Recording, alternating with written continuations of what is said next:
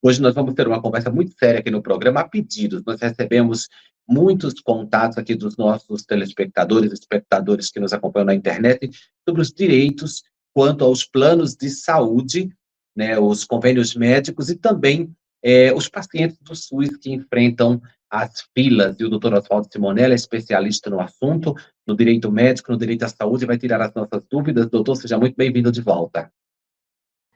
Obrigado, Salatiel, seus telespectadores aí. Eu que agradeço o convite. Para mim é sempre uma alegria, uma honra estar aqui, podendo bater esse papo com você a respeito de temas tão relevantes aí para a nossa sociedade como um todo, né? Direito, medicina, saúde. Muito obrigado aí pelo convite novamente.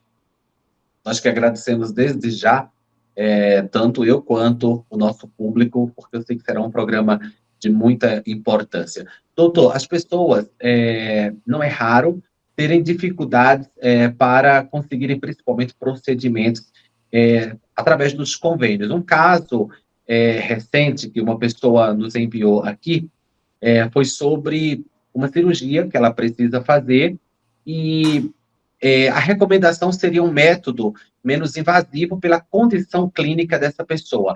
Contudo, o convênio se propõe a pagar a cirurgia convencional, que é uma cirurgia muito mais invasiva e o risco muito maior. Nesse caso, o que é que o paciente pode fazer e como a justiça pode intervir?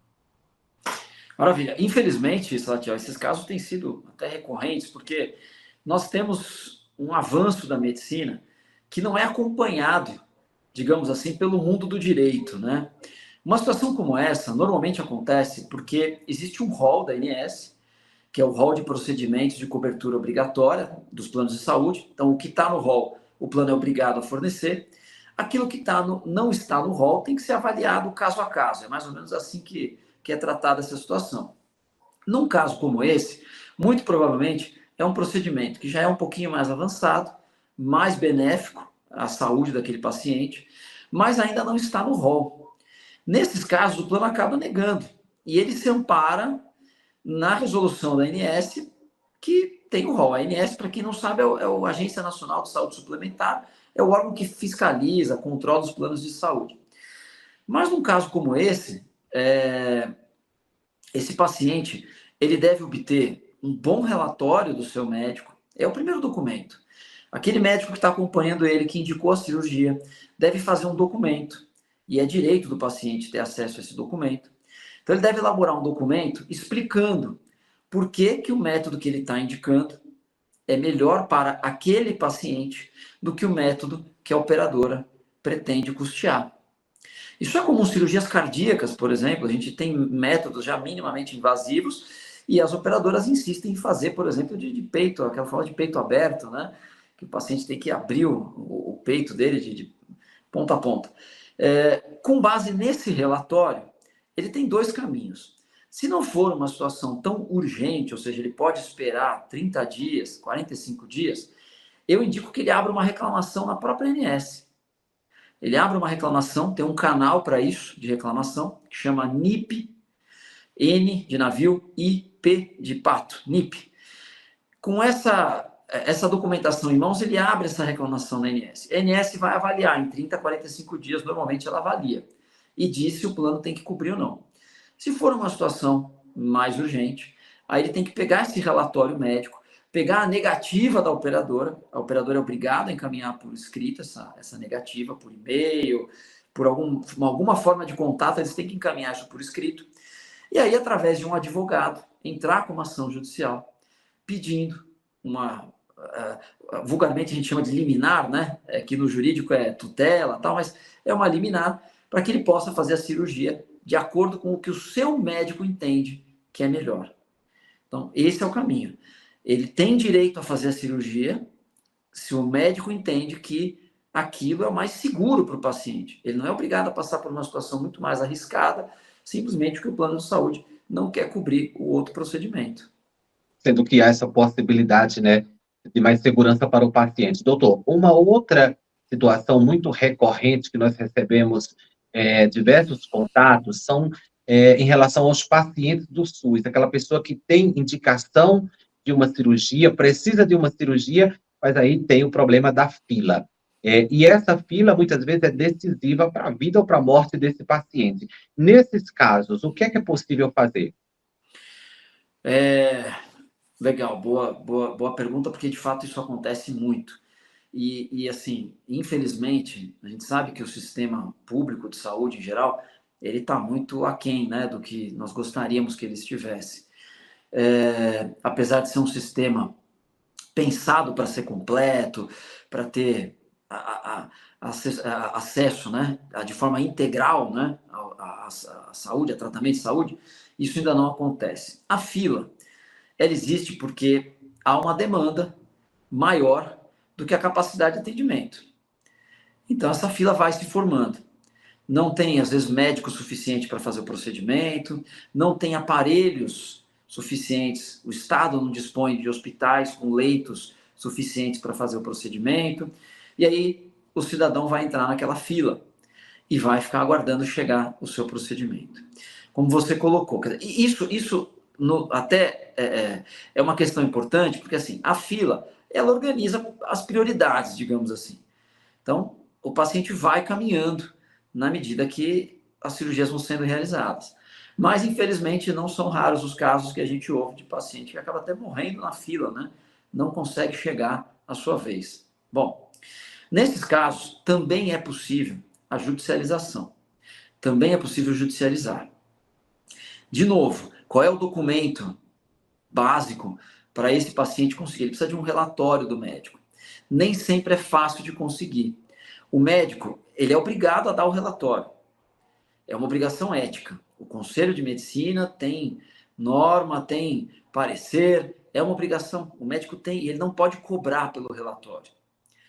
Agora, o que a gente indica, se a pessoa não tiver conseguido no SUS e tiver condições, eu sei que nem todo mundo tem, mas se tiver condições de passar por um médico particular e pegar um relatório nesse sentido, levar os seus exames, fazer uma consulta com um médico particular, isso acaba acelerando e agilizando um pouquinho esse processo.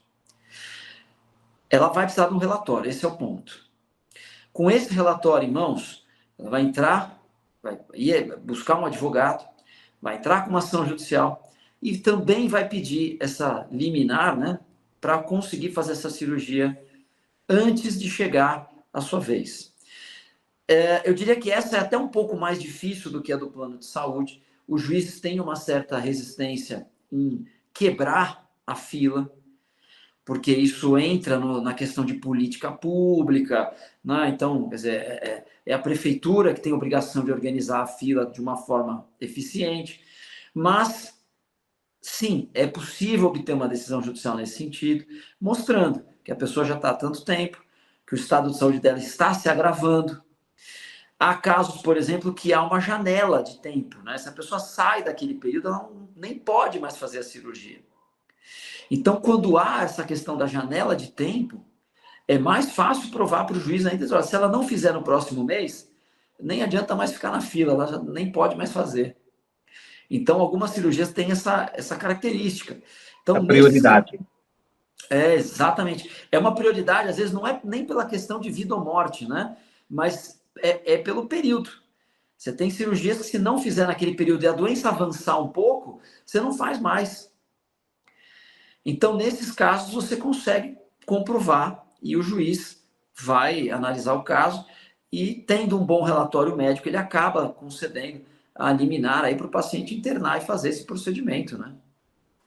Doutor, essa questão do relatório é muito importante a gente falar aqui, e essa alternativa de procurar um médico particular, porque, infelizmente, o médico que atende convênio ou o médico do SUS, ele tem essa instituição A ou B como empregador, e às vezes o médico tem receio, né, porque quando ele fornece esse relatório, ele está pressionando a instituição, o sistema, em cumprir isso que o paciente pede. Então, essa alternativa do particular, para quem tiver a possibilidade, hoje em dia, as consultas particulares também são acessíveis, tem o sistema, né, de saúde popular, então é uma dica muito valiosa. Ou às vezes a pessoa tem um plano, mas está na fila do SUS, ela pode procurar o médico do plano, porque a ação não vai ser contra o plano, vai ser contra o SUS, né? Então, dá para tentar, de alguma maneira, buscar uma saída para isso, né? A gente sabe que, infelizmente, essa realidade existe. Não deveria, mas existe, né? O médico se sente pressionado, ele acaba não querendo dar um relatório que vai virar uma ação judicial e o nome dele vai aparecer, e isso pode trazer alguma, de certa maneira, alguma complicação, né, com relação ao local onde ele trabalha. Então, é uma possibilidade tentar buscar um médico particular, né? A gente tem hoje até sistema de consultas populares, tem clínicas populares que fazem um atendimento com um valor um pouco mais acessível, e aí talvez seja um caminho para tentar buscar um relatório, né? Se a pessoa já fez os exames, por exemplo, pelo SUS, já está tudo mais ou menos pronto, o médico vai fazer a consulta, vai avaliar os exames e vai, até se ela precisar, também é importante destacar isso, o acesso ao prontuário, né? Se precisar, é direito de qualquer paciente ter acesso. O prontuário é do paciente. O prontuário não é do médico, o prontuário não é do hospital e não é da clínica, muito menos do plano de saúde. O prontuário é do paciente. Então, se ele vai passar no médico particular e ele precisa levar informações, ele pode ir até o local onde ele está se tratando, onde ele está sendo atendido, e dizer, olha, eu quero uma cópia do meu prontuário, né? Perfeito, doutor. Muito obrigado pelas informações, muito úteis, e volte mais vezes para tirar as nossas dúvidas. Imagina, sempre uma alegria, um prazer poder trazer um pouquinho dessas informações aí, tão relevantes, né, socialmente falando, e como é importante que as pessoas saibam os direitos que elas têm, né, no que se refere aí à saúde, aos planos de saúde. Então, eu que agradeço sempre a oportunidade de estar aqui com você. Obrigado você também pela companhia, e eu te espero no nosso próximo bate-papo aqui no Doutor TV.